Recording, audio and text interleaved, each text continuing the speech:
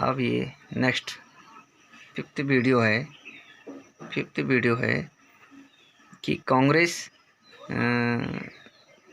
जो विपक्षी पार्टियों का, भारतीय राजनीति में बहुत सारी विपक्षी पार्टियों का उद्भव होता है। अभी तक हमने पढ़ा कि कांग्रेस ही एक ऐसी पार्टी है जो बहुत बड़ी पार्टी बन के उभरी स्वतंत्रता के बाद, और उसका कोई सानी नहीं था। इतना ही नहीं, कांग्रेस जीत कर आती थी, विपक्ष में बैठने तक के लायक कोई नहीं रहता था। इतने बड़े अपार और बहुमत के साथ कांग्रेस सत्ता में आती थी। सभी विचारधारा के लोग कांग्रेस में शामिल थे, सभी सामाजिक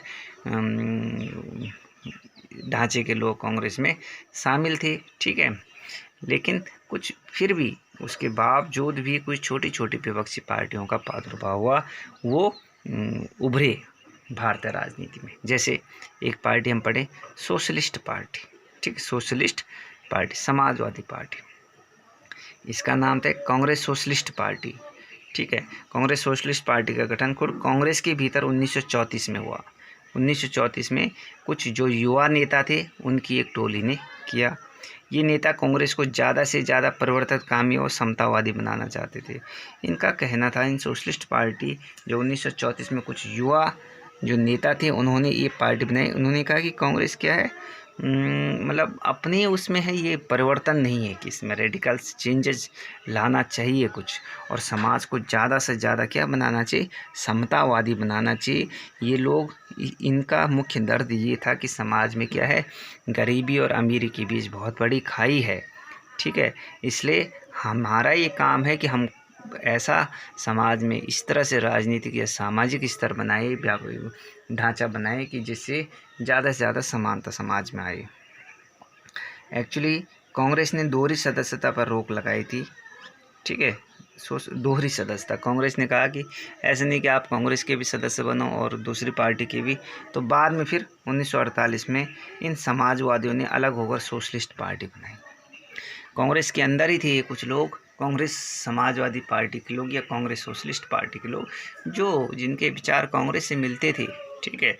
लेकिन थोड़ा इनके दिल में यह ध्येय था कि हमें कांग्रेस, ठीक है, विचारधारा ठीक है, लेकिन थोड़ा चेंजेस चाहते हैं, परिवर्तन चाहते थे, और समाज में समानता लाने चाहते थे। ऊंच नीच के बीच की जो खाई थी उसको दूर करना चाहते थे।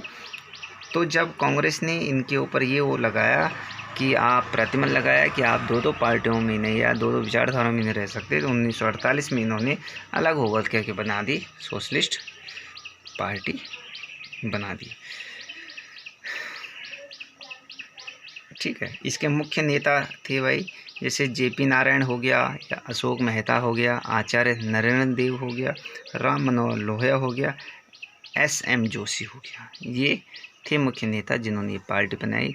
अगर आज हम देखें, ठीक है, कि अगर आज इसके रूप देखें कि समाजवादी पार्टी की विचारधारा से कौन कौन से दल आधुनिक परिप्रेक्ष्य में निकल कर सामने आते हैं, तो आप देखें, जैसे एसपी हो गया, समाजवादी पार्टी मुलायम सिंह यादव वाली जो समाजवादी पार्टी है, तो ये इसकी जड़ें में इसी कांग्रेस सोशलिस्ट पार्टी के साथ क्या है, जुड़ी हुई हैं। या दूसरे आरजेडी, ठीक है, या JD United, Janata Dal United, या जेडी जनता दल सेकुलर, ये जो आज की पार्टियां हैं, ये पार्टियां सोशलिस्ट पार्टी से ही निकली, ठीक है। नेक्स्ट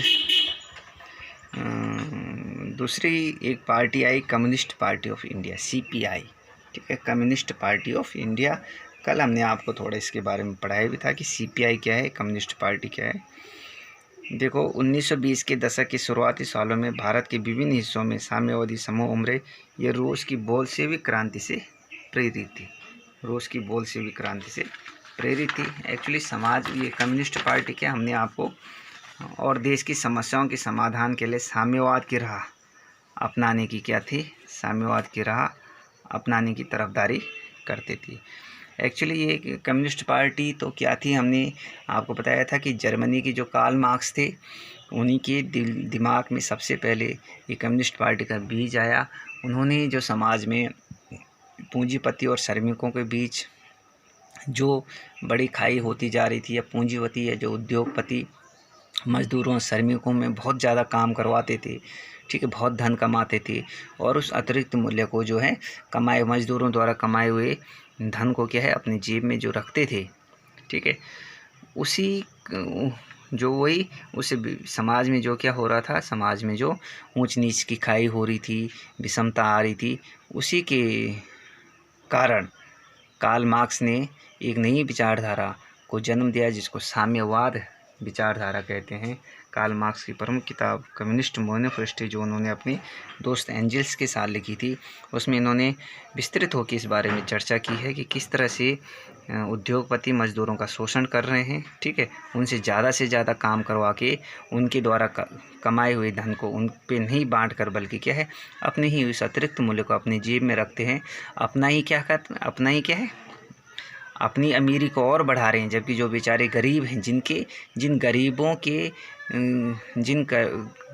गरीबों के श्रम से वो अपनी फैक्ट्रियों को, उद्योगों को आगे बढ़ा रहे हैं, उन श्रमिकों को उसका मूल्य नहीं देकर, उसको लाभांश नहीं देकर, उस लाभांश को पूरी तरह अपनी जेब में डाल के श्रमिकों का जो शोषण कर रहे हैं, इसी के खिलाफ कार्ल मार्क्स जर्मनी के दार्शनिक ने एक विचारधारा दी जिसको साम्यवादी विचारधारा कहते हैं।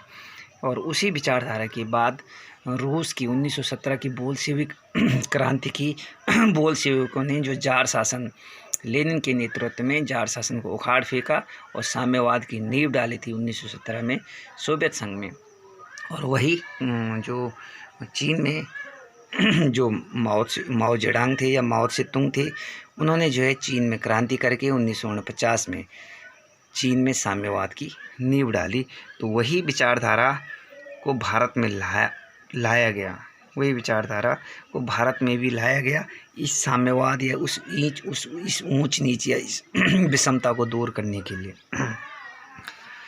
1947 की आज़ादी को कम्युनिस्ट सच्ची आज़ादी नहीं मानते थे। जो कम्युनिस्ट थे, जो 1947 में भारत अंग्रेज़ों से गुलाम हुआ, इसको सच्ची आज़ादी नहीं मानते थे, क्योंकि इनका मानना था कि अभी भी क्या है समाज में क्या है ऊंच नीच की खाई का है।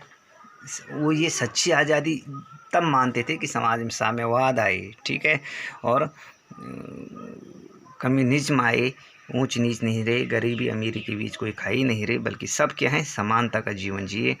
1951 में साम्यवाद पार्टी ने हिंसक क्रांति का रास्ता छोड़कर आम चुनाव में भाग लेने का फैसला किया और पहले आम चुनाव में भारतीय कम्युनिस्ट पार्टी ने 16 सीट जीते।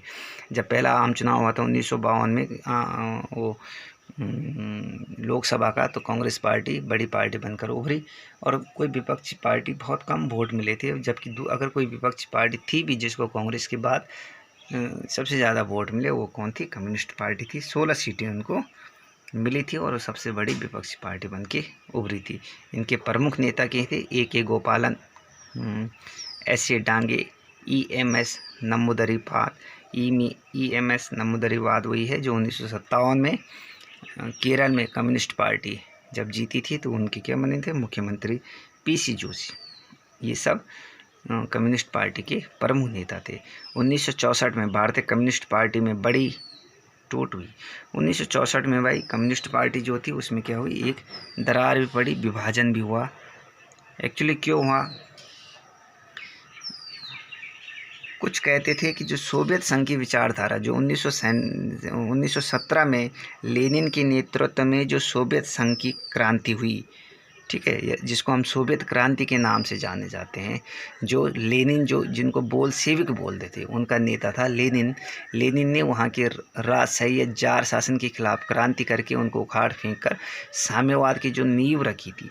तो जो कहते थे ये विचारधारा ठीक है, वो उन्होंने एक दल बनाया जिसको बोलते हैं भारतीय कम्युनिस्ट पार्टी CPI, वो इसमें रहे। जबकि कुछ लोग मानते थे कि जो 1917 में सोवियत संघ में जो आंदोलन हुआ या उसके बाद जो समाजवादी पार्टी वहाँ चला रही है, जिस तरह से वहाँ शासन प्रशासन चला रही है, तो कुछ का कहना था कि लेनिन के नेतृत्व में जो शासन प्रशासन चलाया जा रहा है वो नाम मात्र का साम्यवाद है, वो लोगों को भ्रमित करने का साम्यवाद था। कार्ल मार्क्स का कहना था, कार्ल मार्क्स तो स्टेटलेस एंड क्लासलेस सोसाइटी की बात करते थे। कार्ल मार्क्स कहते थे कि एक बार अगर साम्यवाद आ जाएगा तो फिर राज्य नहीं रहेगा, कार्ल मार्क्स का कहना था तो राज्यविहीन समाज की बात कहती थे कार्ल मार्क्स की। एक बार समाजवाद आएगा, साम्यवाद आएगा तो राज्य की आवश्यकता नहीं पड़ेगी, लोग खुद अपना शासन चलाएगा। लेकिन लेनिन ने सोवियत संघ में क्या है, साम्यवाद लाए, क्रांति की, साम्यवाद लाए, लेकिन खुद क्या बन गए, नेता बन गए। और साम्यवाद जो कम्युनिस्ट पार्टी सोवियत संघ थी वही क्या करने लगी, सोवियत संघ को चलाने लगी। जो आज का रूस है सोवियत संघ को चलाने लगी। कुछ लोगों का कहना था कि ये कार्ल मार्क्स की विचारधारा के नाम पर लोगों को भरमाकर या वहाँ क्रांति लाकर ये कोई साम्यवाद लाने की कोई उनकी मंशा नहीं, बल्कि ये क्या है, अपने आप की सत्ता लाने के लिए लोगों को भड़काकर आंदोलन करके अपनी सत्ता को जनताओं पे क्या कर रहे हैं, लाद रहे हैं। तो इसलिए हम इस विचारधारा को नहीं मानते हैं। तो इन्होंने भारतीय कम्युनिस्ट पार्टी के नाम से अलग दल बनाया, भारतीय कम्युनिस्ट पार्टी मार्क्सवादी। उन्होंने जो ठीक मानते थे सोवियत संघ को, सोवियत संघ की विचारधारा उनका था भारतीय कम्युनिस्ट पार्टी। इन्होंने क्या बनाया, भारतीय कम्युनिस्ट पार्टी मार्क्सवादी, CPI मार्क्सवादी नाम से अलग नया दल बनाया। ठीक है, जो सोवियत संघ की विचारधारा को मानते थे उन्होंने बनाया CPI, communist party of India, CPI। और उन्होंने नयों ने क्या बनाया, CPIM, मतलब कम्युनिस्ट पार्टी ऑफ इंडिया मार्क्सवादी, क्योंकि ये कहते थे कि मार्क्सवादी ही विचारधारा सबसे अच्छी है। लेनिन ने क्या कर दिया, उसको संशोधित कर दिया और अपनी अपेक्षाओं या अपने राजनीतिक आकांक्षाओं या अपेक्षाओं के अनुरूप उन्होंने क्या कर दिया, इस पार्टी को ज़बरदस्ती क्या कर दिया, अपने हिसाब से ढाल दिया। इसलिए हम इस पर विश्वास नहीं रखते।